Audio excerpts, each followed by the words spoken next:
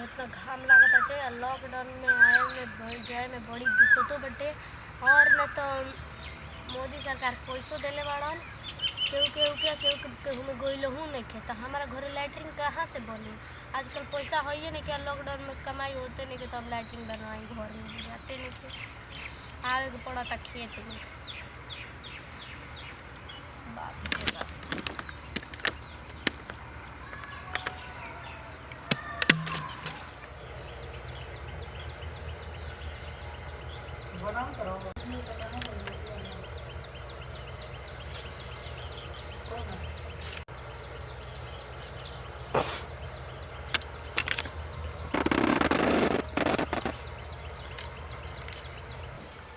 Lockdown में जौन बा ड्यूटी पड़ गई का कही, देहात गाँव में जौन बा तो लोग कर ही करू बा।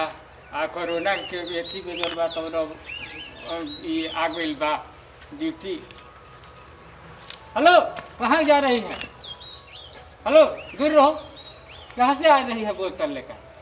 देखत नहीं कि हम लैट्रिन का क्या होता नहीं खेत में। तो मोदी सरकार जौन बा तो 12,000 रुपये का है दे रहा लैट्रिन बने के आप खेत में जाती है।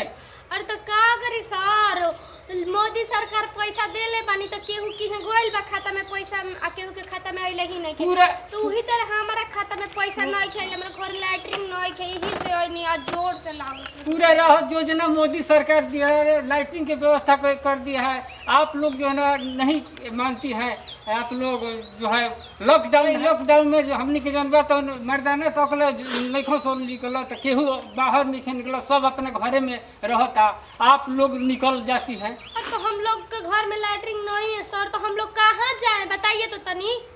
ठीक है, तो जाइए और आज से नियम का पालन कीजिए।